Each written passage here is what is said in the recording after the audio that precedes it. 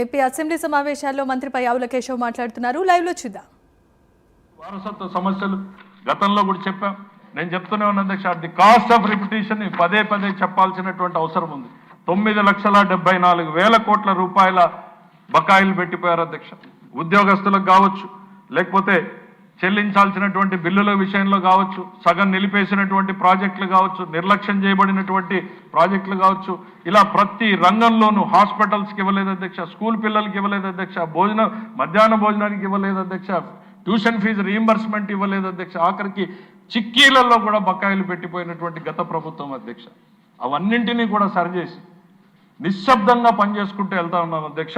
ఎందుకనంటే ఒకే ఒక నమ్మకం అధ్యక్ష, ఈ రాష్ట్ర ప్రజానీకం మా మీద పెట్టినటువంటి నమ్మకాన్ని మేము మర్చిపోవడం లేదు అధ్యక్ష.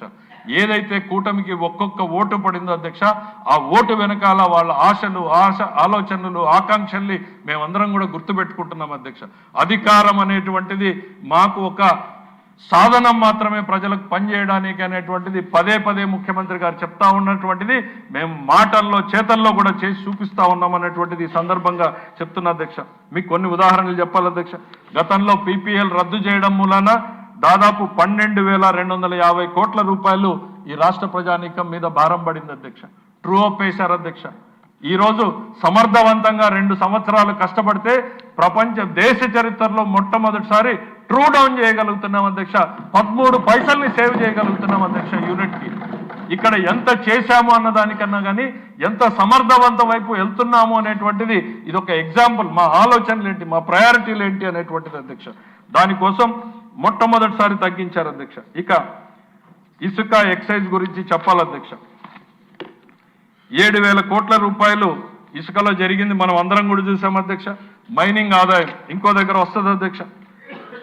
మైనింగ్ ఆదాయం ఏ రకంగా పక్కదారి పట్టింది, ఎక్సైజ్ ఏ రకంగా పక్కదారి పట్టింది, ఆ తర్వాత ఎన్సీఎల్టీలో కూడా సిగ్గు లేకుండా వీళ్ళు చివాట్లు పెట్టి పెనాల్టీలు వేయించుకున్నటువంటి పాలన గత ప్రభుత్వం అధ్యక్ష. వాళ్ళు ఇవాళ నీతులు శుద్ధులు చెప్పేటువంటి ప్రయత్నం చేస్తా ఉన్నారు అధ్యక్ష. ఈరోజు అమరావతి ఆపేశారు, పోలవరాన్ని ఆల్మోస్ట్ కూలదోసినంత పని చేశారు అధ్యక్ష. పీపీఏలతోటి ఈ ప్రాజెక్టులని సర్వనాశనం చేశారు. పనిచేసేటువంటి ప్రతి పరిశ్రమని కూడా మూత వేసే దిశగా అడుగులు వేయించారు అధ్యక్ష. మళ్ళీ కేంద్ర ప్రాయోజిత స్పాన్సర్డ్ స్కీమ్స్ అన్నింటినీ కూడా రివైవ్ చేసి దాదాపు 6,600 కోట్ల రూపాయలు వాళ్ళు ఆగిపోతే మేము వచ్చిన తర్వాత అవన్నీ కూడా తీసుకురావడం. ప్రతి ఒక్క రోజు కూడా గత పాలన దుర్మార్గాల నుంచి సరిచేయడానికే సరిపోతుంది అధ్యక్ష. పదే పదే చెప్పాలనుకున్నటువంటిది, ఒక దుర్మార్గుల పాలన పెడితే ఏ రకంగా ఒక తరం నష్టపోతుంది అనేటువంటిది చెప్పే ప్రయత్నమే అధ్యక్ష ఇది. ఈరోజు అన్నింటినీ గాడిలో పెట్టాం అధ్యక్ష. సెంట్రల్లీ స్పాన్సర్డ్ స్కీమ్స్ దాదాపు 85 స్కీమ్లని 18,700 కోట్లను పెట్టి రివైవ్ చేశాం అధ్యక్ష. అధిక వడ్డీలతో తెచ్చుకున్నటువంటి లోన్స్ని ఇప్పటికి రీషెడ్యూల్ చేశాం. దాదాపు ఒక 300 నుంచి 500 వరకు సేవింగ్ వస్తుందని నమ్ముతున్నాం అధ్యక్ష. ఇంకా 1,20,000 కోట్ల రూపాయల అప్పులున్నాయి అధ్యక్ష. వాటిని నిజంగా మేము రీషెడ్యూల్ కాదు అధ్యక్ష, వాటిని మేము తక్కువకి నెగోషియేట్ చేసుకోగలిగితే ఇంకో 1,600 కోట్ల రూపాయలు సంవత్సరానికి వస్తుంది అధ్యక్ష. అంటే 2,000 కోట్ల రూపాయలని ప్రతి సంవత్సరం మనం సేవ్ చేసుకోగలిగితే ఓ స్కీమ్ నడపచ్చు అధ్యక్ష. ఇది చేతిలో ఉండి చేయగలిగింది కూడా చేయలేకుండా ఇదేదో మాది కాదు మేము భరించము అన్నట్టుగా గత పాలన చేసిపోవడం వల్లనే ఈ ప్రభుత్వం అధ్యక్ష.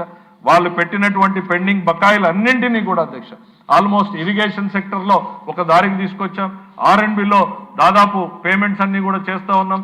ఇక ఏ రోజు ఏ 6 నెలలకో సంవత్సరానికో మనం స్ట్రీమ్ లైన్ చేసేటువంటి దిశగా తీసుకెళ్తున్నాం అధ్యక్ష. గత పాలనలో వాళ్ళు చేసినటువంటి దాదాగిరికి పోతే అధ్యక్ష ఇవాళ జాతీయ పత్రికలు మాట్లాడుతున్నాయి అధ్యక్ష. నాయుడుగిరి అనేటువంటి కొత్త పదమును సృష్టించారు అధ్యక్ష.